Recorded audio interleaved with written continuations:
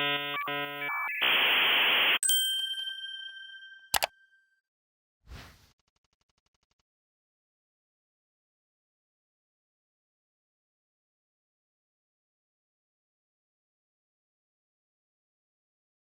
name's Paul. I'm here hosting a workshop on building your hacker community from the ground up. Before I get started, is anyone here actually hosting their first hackathon? Cool, cool, cool. I know this guy's lying. Cool, cool. What hackathons are you guys organizing? SU hacks. SU, okay. REC hacks. Cool, cool. Phoenix, okay. And those are all like the first time in their history, right? No, this is the first time organizing. Oh, okay, okay. Still cool. Applicable. Awesome, awesome. I'll just introduce myself before anything else. So again, my name's Paul Lee. I'm from the University of Ottawa. Big Raptors fan, as you can see. World champions, if you didn't know. I'm the founder and currently co-director for uOttaHack at the University of Ottawa, which is up in Canada. I'll get more into uOttaHack in our story a bit later when it's along with our slides. And I studied computer engineering at the University of Ottawa once again. And this is my third HackCon, which apparently is a bit of a rarity. And to be honest, it's a bit surreal being here. This year we brought 9 people from uOttaHack, which is crazy because 2 years ago we could barely afford to bring 3. Last year we had to drive down from Ottawa, and this year we flew out 9 people. So it's definitely surreal to be here, giving back to such a great conference. I've been to a lot of student conferences and events and of course hackathons, and this one was probably had the biggest impact on myself and obviously our hackathon as well. In fact, we would have came to HackCon before we even hosted our first hackathon too. So for the couple of you guys who are hosting your first hackathon, we were in the exact same situation a couple years ago. And this photo is just like the Canadians from last summer here at HackCon.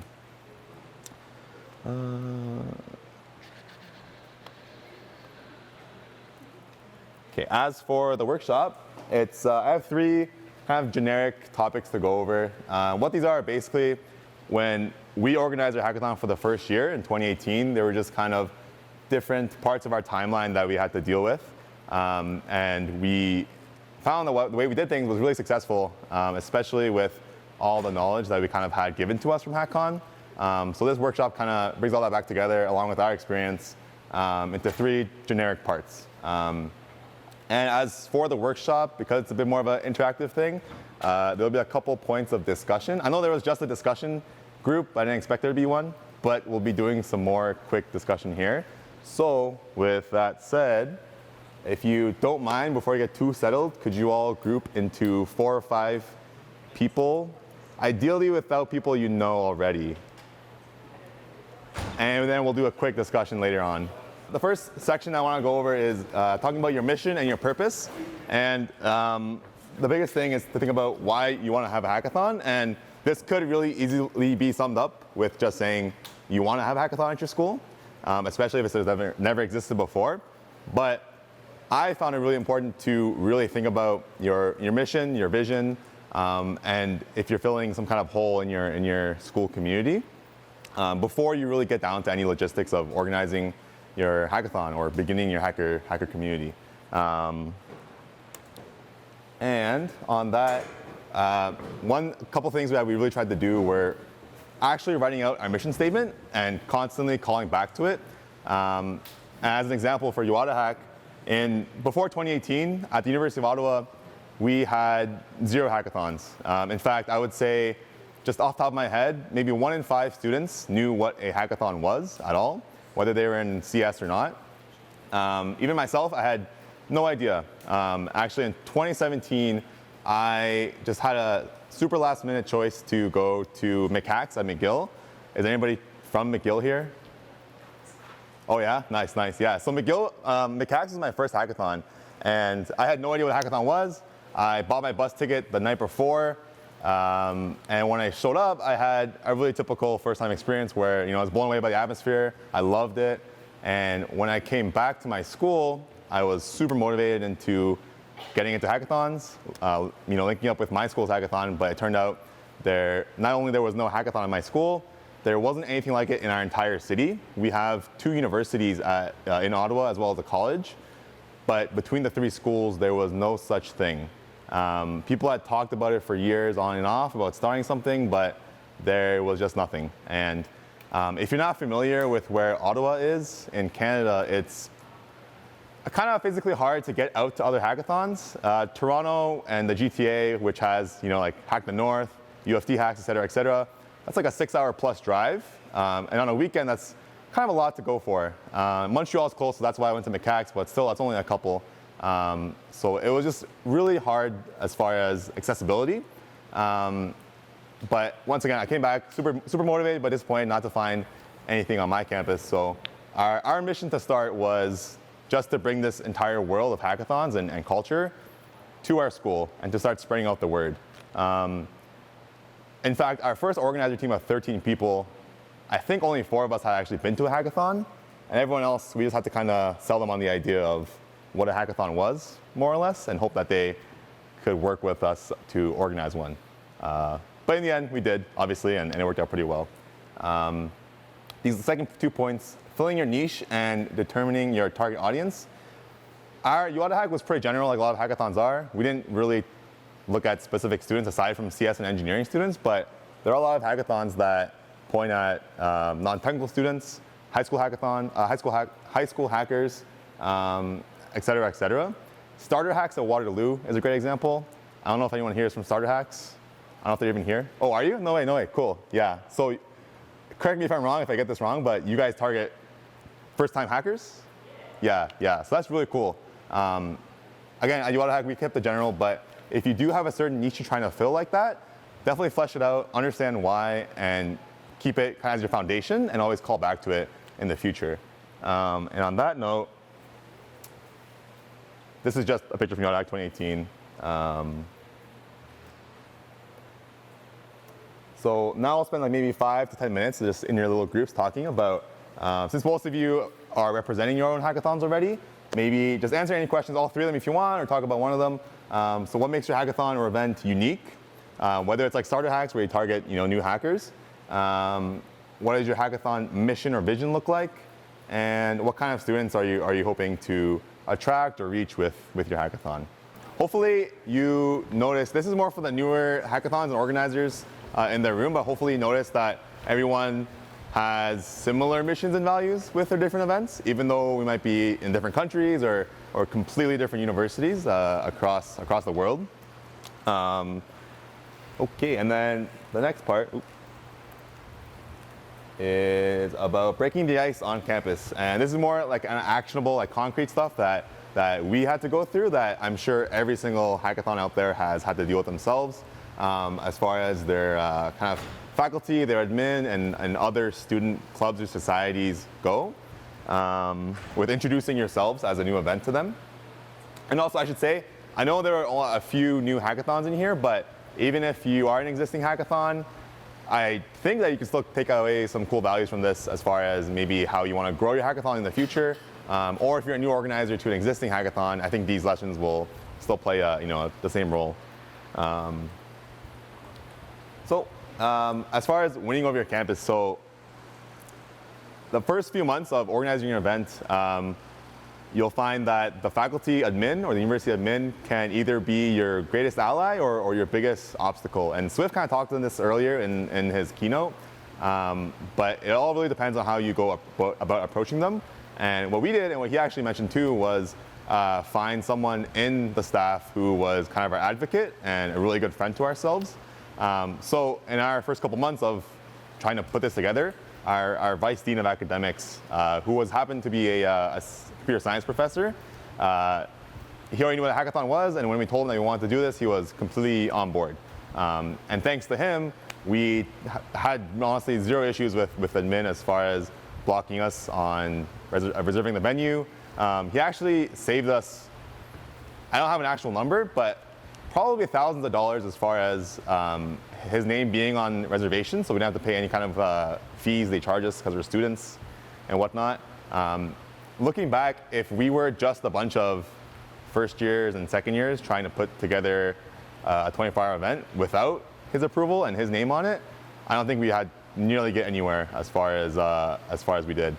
In fact, our school was so unfamiliar with a 24-hour event that there was physically no way for them to keep the building open overnight, if that makes any sense.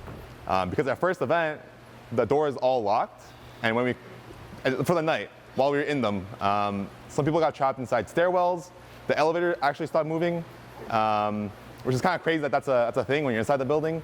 And when you call security to see what's going on, their answer is, I don't know what to do. So that was a bit of a mess. And that's how fresh this idea was to our campus. And honestly, I think most universities and colleges would be like that, especially if they've never had a 24-hour event like we were. And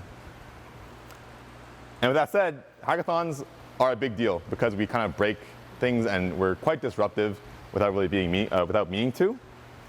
And as far as the school is concerned, you do have a big impact on their image and reputation, whether you might not be able to recognize it at the beginning.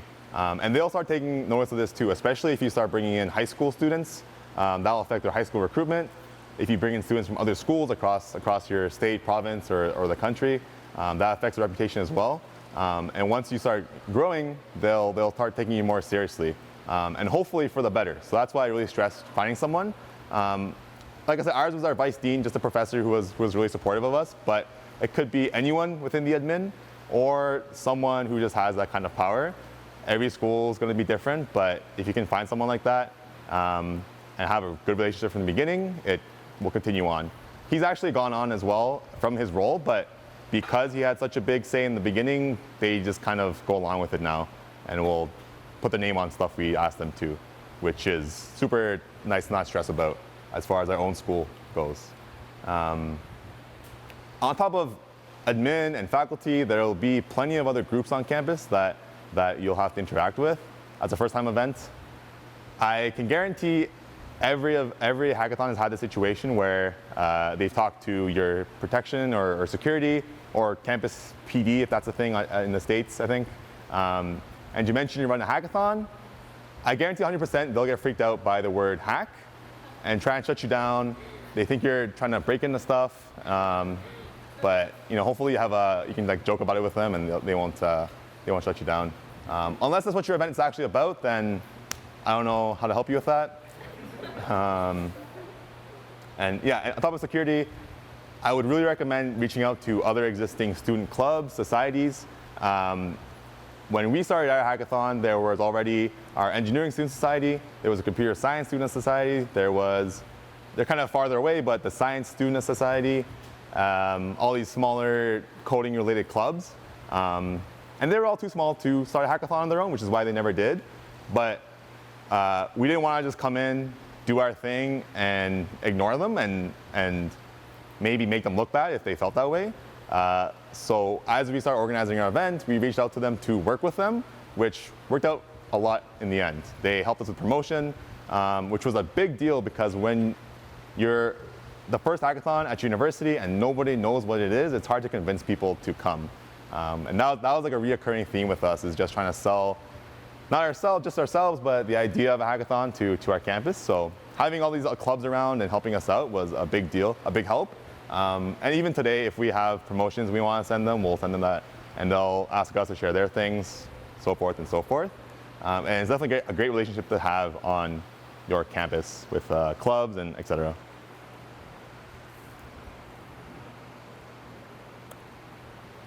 And just another kind of discussion point is, this is a great question for hackathons that have already existed.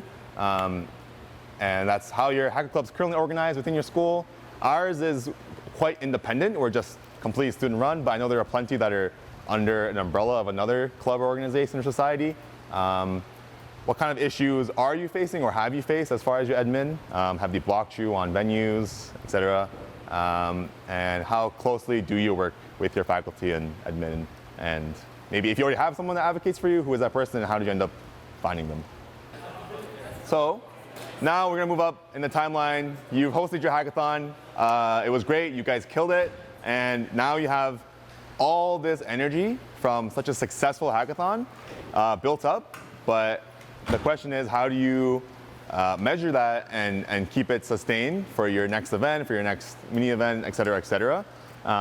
This is a big problem that we didn't expect to kind of run into ourselves after our first event.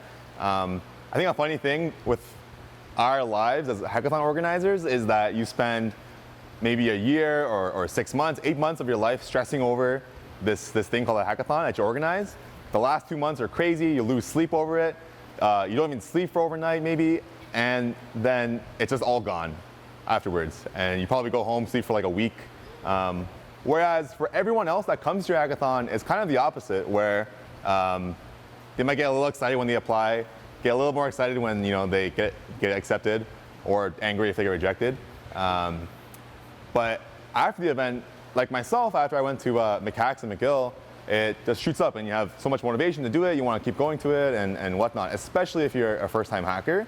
So it's kind of funny that it's inverse like that, but it's really easy as hackathon organizers to kind of just forget about it and get back to your regular life, which is perfectly fine because we're all normal people at the end of the day. But as far as your hackathon goes, you should try and figure out how to keep it going and build upon it.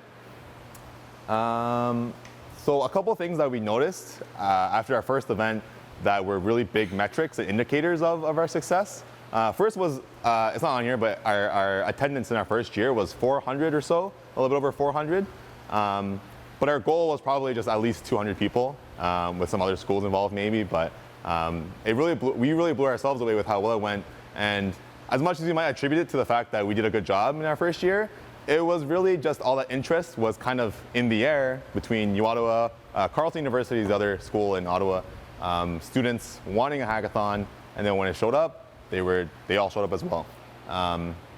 So we kind of find ourselves again with all this pent-up energy, popping up, and we saw a big increase in students from our own school going to other hackathons. So like I said earlier, very few people knew what a hackathon was before we started organizing this, and now you could see people not only aware of what it is, but going out to other Canadian hackathons nearby, like QHacks at Queens, again, McHacks, ConUHacks at Concordia, Hack the North, obviously. And a great thing that happens is that once more students from your school apply and get into these other events, they're obviously still physically as far away, but they become more accessible when those schools start sending you buses. So maybe now if I try and go to McGill, McHacks, I won't have to buy my own bus ticket because they're sending us a bus instead. Off the top of my head, I know in the past year, Hack Western sent us a bus, which is at Western. Concordia as well sent us buses, but honestly, I had never heard that happening before at all. And it's purely based on the fact that people from our school were starting to go out. So this is really where the community starts to come in. And also, there was a much higher demand to join our team. In fact, some of the people that are here today are a prime example of this that came from uOttaHack with me. In our first year, we had to go out, find people who were interested in doing some kind of extracurricular activity, organize an event, whatnot. But now we had people who had attended our event who wanted to come and contribute to its future and keep being a part of the team, which was obviously much easier. In fact, we started to get too many applications, which is a whole other issue for the team, and we started growing the team. But that was, again, a huge indicator that there was more interest in us. And another harder thing to measure, but we did notice, was that students who were inspired, hopefully by our hackathon, started to run their own mini events, mini hackathons even, and other CS-related things on campus. And as organizers, it's really easy to see that as competition to yourselves, but that's definitely not the way you want to think about it. And in fact, you should be taking a more proactive approach to it and in fact help them grow. Give them like the resources and maybe mentorship that literally did not exist for yourselves as a first-time event or as a young event if that's what you are. And in the end, it's really win-win because they'll bring in more things to you. Maybe they grow so much and they want to partner with you and become a bigger student organization that you all work together on, whatever it might look like. It's definitely a win-win kind of hacker culture ecosystem that you'll start off on your campus. And as far as measuring growth goes, this slide wasn't supposed to be here. And sustaining. So again, it's really easy to just kind of flop back and let things simmer down. I think a lot of hackathons do this, and uOttaHack is only like 2.5 years old, so we have this problem a lot as well, where maybe the 4 or 5 months after our main flagship event, nothing happens. Our website's out of date. It's just the old live website that kind of is broken. If sponsors are interested in us, then we're kind of dropping the ball because we don't have any updated information for them. And everything else, our Facebook's still outdated, et cetera, et cetera. Whereas we should have just from day one, as soon as we're done, been looking forward to whatever's next. If it's our flagship hackathon, whether it's our next workshop, and so forth. So stay engaged with the people on your campus. Again, they have all that energy, and you want to capitalize on it. So whether that's through smaller events, and if you do decide that you want to do more than just your flagship hackathon, which is what we do now, focus on smaller, fewer quality events than bigger quantity of events. So we started to run workshops, and local hack day was a big thing this year.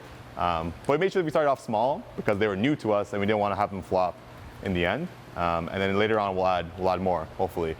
And Lauren from NW Hacks talked about this earlier, but a big thing we love to do is cross-promote other hackathons. Again, because it helps them send buses to us or travel reimbursement to us because more people are coming. And it's honestly just a great thing because we all have these great hackathons with each other. The Canadian hackathon system is kind of like closely knit because there's not as many of us, and we have like this massive Facebook group chat that we just spam all the time with things, but it works out, and we share each other's events and applications, and it's super collaborative, and there's no reason really not to share each other's. Again, it's easy to see other people's events as competition, but it's really win-win. If you can send more from your school, and they'll send more from their school, and it'll just go up and up. And that is it as far as all the content I had. Again, I really encourage you guys to keep your conversations going afterwards if you didn't have time to finish. I'm not sure how much time I have, but no questions? Okay, no questions. All right, I'll put my last slide. I don't know if you can actually read that. It's pretty faint, but my Instagram's on there. If you want to DM me on Instagram or something or follow me, or my LinkedIn or my email, or just come up to me after. I'm around. Can't really go anywhere, obviously, so feel free to come up to me and chat. And otherwise, thank you.